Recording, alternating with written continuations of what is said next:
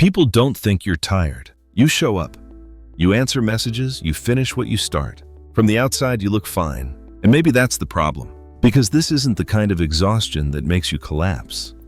It doesn't force you to stay in bed. It doesn't ruin your productivity. It just slowly drains the color out of everything. You still function. You just don't feel much while doing it. You wake up already a little heavy, not overwhelmed, just heavy. You move through the day on autopilot. Conversations happen, tasks get done.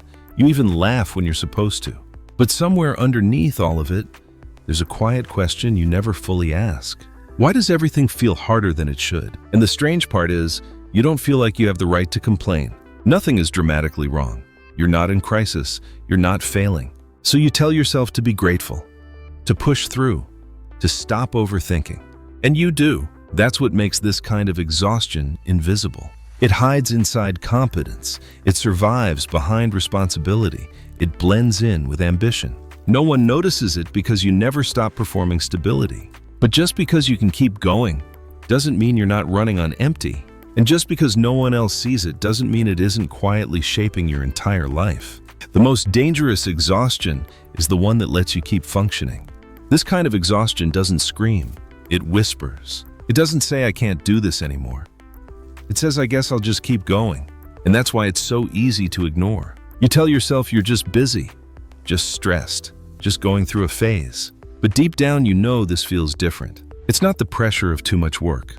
It's the pressure of never really stopping. Even when you rest, your mind doesn't. Even when you sit still, something inside you keeps running. You scroll, you distract yourself, you fill the silence with noise, because silence feels dangerous. In silence, you might notice how disconnected you feel, how mechanical your days have become, how you haven't felt truly present in a long time. So you stay productive, you stay responsive, you stay on, and the world rewards you for it. People call you reliable, disciplined, strong. But strength isn't supposed to feel this numb. There's a difference between resilience and emotional overextension. Resilience helps you grow. Overextension slowly erodes you. And when you're high functioning, no one sees the erosion. Not your coworkers, not your friends, sometimes not even you. You've become so used to carrying the weight that you forgot what it feels like to put it down. This is the quiet cost of always being capable. You survive everything, but somewhere along the way, you stop feeling fully alive. There's a strange contradiction in your life. You're responsible, you're capable, you handle things, and yet something inside you feels slightly out of place. Not broken, just misaligned. You wake up, go through the motions, accomplish what needs to be done. But there's no spark in it, no real sense of connection. You're present, but not fully there. And the hardest part is this: you don't know when it started. It didn't begin with a dramatic failure. It didn't begin with heartbreak. It didn't begin with some catastrophic event. It happened gradually. A little more responsibility here, a little less rest there. A few compromises you told yourself were temporary, until temporary became normal. You adapted. You always do. You learned how to push through discomfort. You learned how to stay composed. You learned how to perform stability. And people admired you for it. They said you were mature, focused, driven. But no one ever asked what it cost you to become that version of yourself. Because high-functioning exhaustion hides behind achievement. You can be praised and depleted at the same time. You can be progressing externally while slowly disconnecting internally. And that's the tension you live with. You know you should feel grateful. You know others have it harder. You know you're not failing. So why does it still feel like something is missing? That question lingers. You try not to think about it too much. You fill your schedule, you set new goals, you chase improvement. Maybe if you optimize enough, the emptiness will go away. But optimization doesn't fix disconnection. You can improve your habits and still feel hollow. You can upgrade your life and still feel like you're watching it from a distance. Because the issue isn't efficiency, it's alignment. Somewhere along the way, you started living more from expectation than from identity. You became who you needed to be to survive your environment, to meet standards, to avoid disappointment, to stay ahead. You adjusted your personality slightly. You softened certain desires. You postponed certain dreams. Not because you didn't care, but because you were being practical. And practicality slowly replaced authenticity. You told yourself, "I'll reconnect with myself later. Later, when things calm down." Later, when you're more secure. Later, when you've earned the right to slow down. But later keeps moving. And now you're left with this quiet tension. You're doing well, but you don't feel well. You're functioning, but you're not fulfilled. You're stable, but not settled. This is what makes it confusing. If you were completely burned out, you'd know what to do. If you were deeply depressed, you might seek help. But this state sits in the middle. It's subtle enough to dismiss, persistent enough to shape your life. You start to notice small signs. You don't get excited the way you used to. You don't feel deeply connected in conversations. You avoid being alone with your thoughts for too long. Not because you're dramatic, because you're tired in a way that doesn't have a name. You scroll at night, not for entertainment, for anesthesia. You watch videos about meaning, purpose, identity, hoping one sentence will click, one sentence that makes everything make sense. But insight alone doesn't restore vitality. You can understand yourself intellectually and still feel emotionally detached. Because this exhaustion isn't about knowledge. It's about emotional disconnection from your own life. You've been so busy being useful that you forgot to be honest. So busy being strong that you forgot to be vulnerable. So busy being reliable that you forgot to ask yourself what you actually want. And here's the uncomfortable part. Sometimes you don't even know what you want anymore. You know what you're supposed to want. Success, growth, stability. But desire feels muted. You move toward goals without feeling pulled by them. You achieve milestones without feeling changed by them. That's not laziness. It's not a lack of ambition. It's what happens when your outer life grows faster than your inner clarity. You've built competence, but you haven't rebuilt connection. And without connection, everything feels slightly unreal. You look at your life from the outside and think, this should feel better. That word, should, it's heavy because it keeps you trapped between gratitude and dissatisfaction. You feel guilty for wanting more. Guilty for feeling empty. Guilty for being tired when nothing is visibly wrong. So you minimize it. You tell yourself it's not that bad. And maybe it isn't catastrophic, but it is cumulative. Every day you ignore that quiet misalignment, you reinforce it. Every time you override your internal signals, you teach yourself not to listen. Eventually you become very skilled at functioning without feeling. You become efficient at disconnecting. And that's the real danger.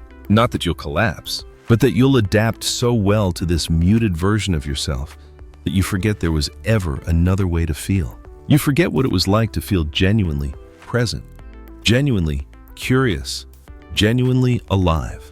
And because you can still perform, no one intervenes. Because you don't fall apart, no one asks deeper questions. Because you're dependable, no one suspects depletion. But inside, there's a quiet voice that keeps repeating the same thing. This isn't it. Not in a dramatic way, not in a rebellious way, just softly. This isn't it. And you try to silence it with productivity, with comparison, with self-improvement. But it doesn't disappear because that voice isn't trying to sabotage you. It's trying to realign you. The exhaustion you feel isn't proof that you're weak. It might be proof that you've been living slightly out of sync with who you actually are. And functioning out of sync is one of the most draining things a person can do. You can survive it for years, but surviving is not the same as living. At some point, you started confusing endurance with identity. You told yourself, this is just who I am. I handle things. And you do. You handle stress. You handle pressure. You handle other people's expectations. But handling everything is not the same as being aligned with yourself. There's a difference between strength and constant self-suppression. And most people never learn that difference because the world doesn't reward alignment. It rewards output. It rewards visible results. It rewards consistency. It rewards people who don't complain. So you became that person, the one who doesn't need much, the one who figures it out, the one who stays calm. But calm on the surface doesn't mean calm inside. Sometimes it just means contained. You learned how to contain your frustration, contain your confusion, contain your dissatisfaction. You told yourself, I'll deal with it later. Later became next month. Next month became next year. And slowly the gap widened. The gap between who you are and who you're performing as. The scary part is this. You don't even remember when the performance started. Was it in school when achievement became safety? Was it in your family when being easy made you lovable? Was it in your career when being reliable kept you secure? Wherever it began, it worked. That's why you kept doing it. You became adaptable. You became strategic. You became efficient at being what was needed. But the cost of constant adaptation is slow internal erosion. When you're always adjusting to external demands, you stop asking what your internal needs are. And unmet needs don't disappear. They turn into restlessness, into numbness, into quiet resentment you can't quite explain. You don't hate your life. That would be simpler. You just feel disconnected from it, like you're living slightly to the side of your own experience. You smile at the right moments, you say the right things, you meet the right expectations. But when you're alone, there's a subtle emptiness. Not dramatic, not overwhelming, just persistent. You start asking yourself strange questions at night. If everything is fine, why do I feel like this? If I'm doing what I'm supposed to, why doesn't it feel right? And the immediate response inside you is guilt. Because you don't want to sound ungrateful. You don't want to seem dramatic. You don't want to invalidate your own blessings. So you minimize it again. You tell yourself you're overthinking. But overthinking is often what happens when emotion has been suppressed for too long. Your mind starts analyzing because your heart hasn't been heard. And the more you ignore that internal misalignment, the more your body absorbs it. You feel tired even after sleeping. You feel tense without obvious stress. You feel detached in moments that should matter. You don't cry, you don't break down. You just feel slightly muted. And muted feels manageable. That's why it's dangerous. Because it allows you to continue indefinitely. You become highly functional, but low in vitality.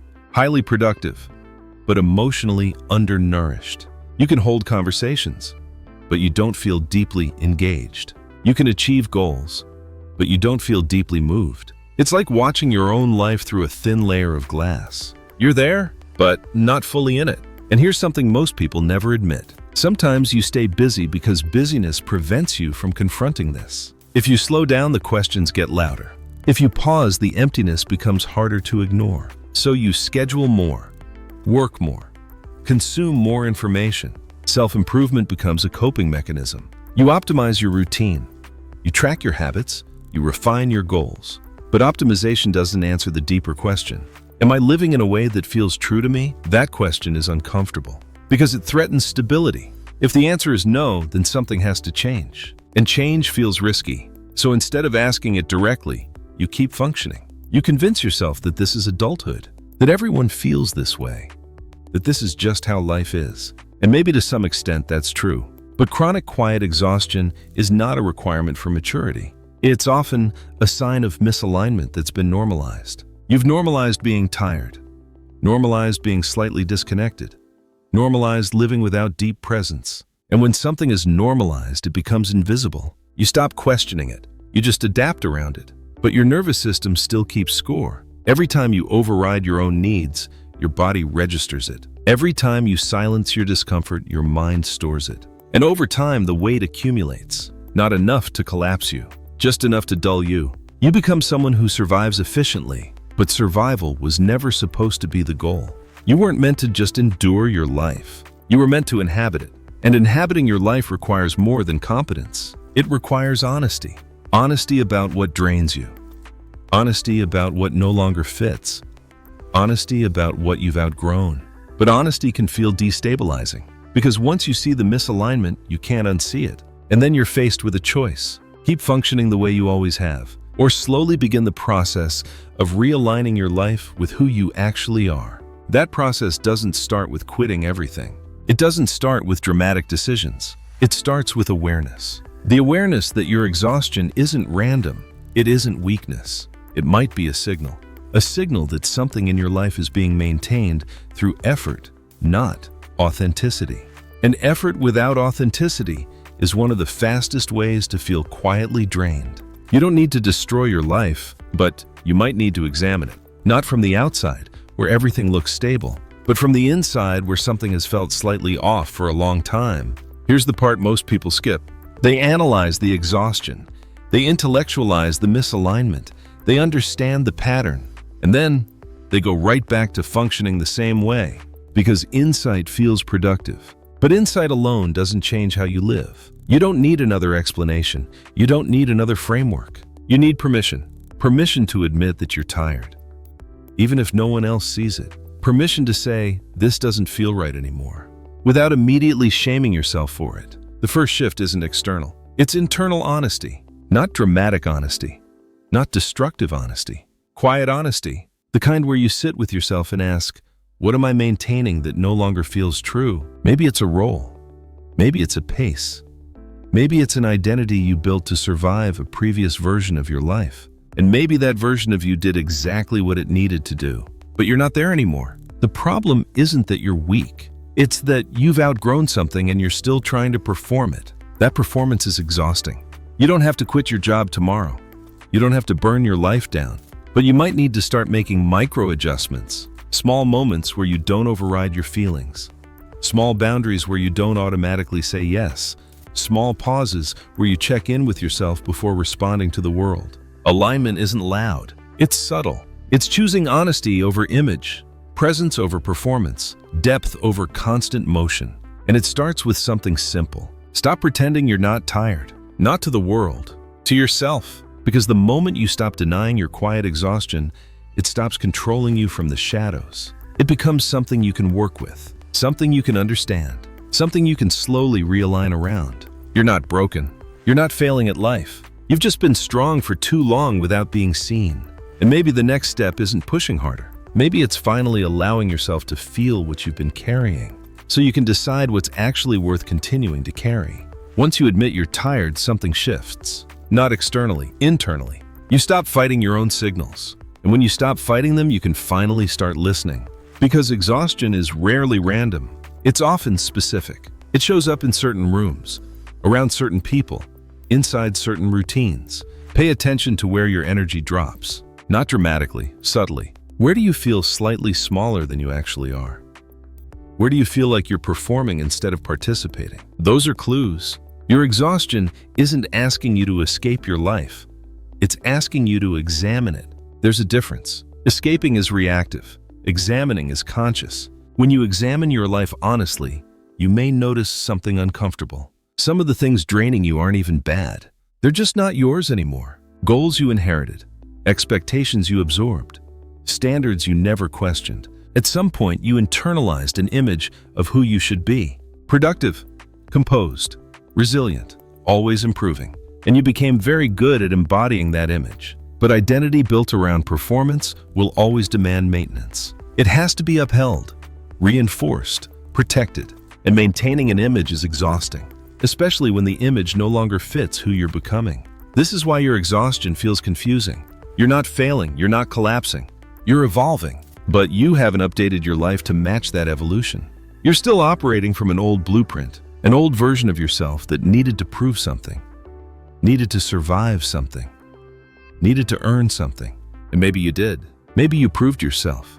Maybe you survived. Maybe you earned stability. But now the question changes. Not how do I survive, but what actually feels true to me now. That question is quiet. It doesn't shout. It doesn't demand urgency. It waits. And if you never slow down, you'll never hear it clearly. This is why constant busyness becomes a shield. If you're always in motion, you don't have to confront misalignment. If you're always optimizing, you don't have to redefine. But exhaustion has a way of forcing awareness. It slows you down from the inside. It removes the emotional reward from things that once felt exciting. It dulls the dopamine of achievement, not to punish you, but to redirect you. When achievement no longer feels fulfilling, it's often because fulfillment was never meant to come from achievement alone. You don't need less ambition. You need more alignment. Alignment with what? With your values, with your pace, with your capacity, with your current season of life. Not the season you were in 5 years ago.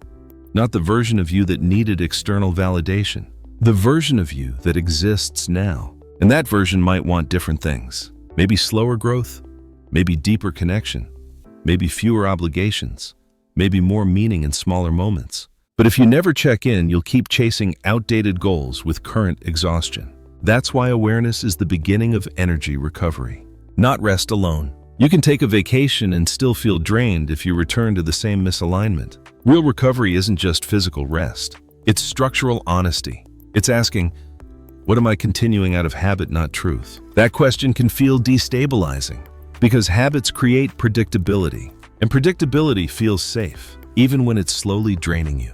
So you don't have to change everything, but you might have to change something. Maybe you stop saying yes automatically. Maybe you allow yourself to disappoint someone gently. Maybe you choose depth over breadth. Maybe you reduce the number of things you're trying to optimize. These are not dramatic shifts. They're quiet recalibrations. And quiet recalibration is often what high-functioning people need most. Not collapse, not escape. Recalibration. Because you are not incapable. You are overextended. You are not weak. You are misaligned in subtle ways that have accumulated over time. And subtle misalignment creates subtle exhaustion. The kind no one sees, but you feel it. And once you feel it clearly, you can't pretend it's not there anymore. That's not a crisis. That's clarity. And clarity, even when uncomfortable, is the beginning of a different kind of strength. Not the strength of endurance, the strength of alignment. There is a version of strength you've practiced your whole life. The kind that keeps going. The kind that absorbs pressure. The kind that doesn't need to be seen. And that strength has carried you far. It helped you survive difficult seasons. It helped you build stability. It helped you become reliable. But there is another kind of strength that you may not have practiced yet. The strength to slow down, the strength to question what no longer fits, the strength to admit quietly, this pace isn't sustainable for me anymore. That kind of strength doesn't look impressive. It doesn't earn applause. It doesn't post well on social media. It feels subtle, private, but it's powerful because it shifts you from endurance to alignment. And alignment is what restores energy. Not instantly, not dramatically, but steadily. When you stop pretending you're fine, you stop leaking energy into maintaining an image. When you stop overriding your own signals, your nervous system finally gets to exhale. When you stop chasing goals that don't feel true, you reclaim focus for the ones that do. You don't have to redesign your entire life tomorrow. You don't need a radical reinvention. You need honesty. Honesty about what drains you. Honesty about what you've outgrown. Honesty about what you actually value now. And sometimes the first sign of realignment is grief. Grief for the version of you who kept pushing, who kept proving, who kept carrying everything alone. You can appreciate that version without continuing to live as them. You can thank them and still evolve. Quiet exhaustion isn't a personal flaw. It's often a signal that your life is asking to be updated. Not abandoned, updated. You've changed. Your needs have changed. Your capacity has changed. Your definition of success may have changed. If you keep operating from an outdated self-image, you'll keep feeling drained without knowing why. But if you allow yourself to recalibrate even in small ways, you'll notice something subtle happen. Your energy begins to return, not because life became easier, but because it became truer. You don't need to prove your strength anymore. You've already survived enough to know you're capable. Now the work is different. It's not about pushing harder. It's about choosing more consciously, about living in a way that feels aligned, not just impressive. And maybe the quiet exhaustion you've been carrying was never there to break you. Maybe it was there to wake you up, not loudly, but softly, to remind you that functioning is not the same as living, and you deserve more than just functioning.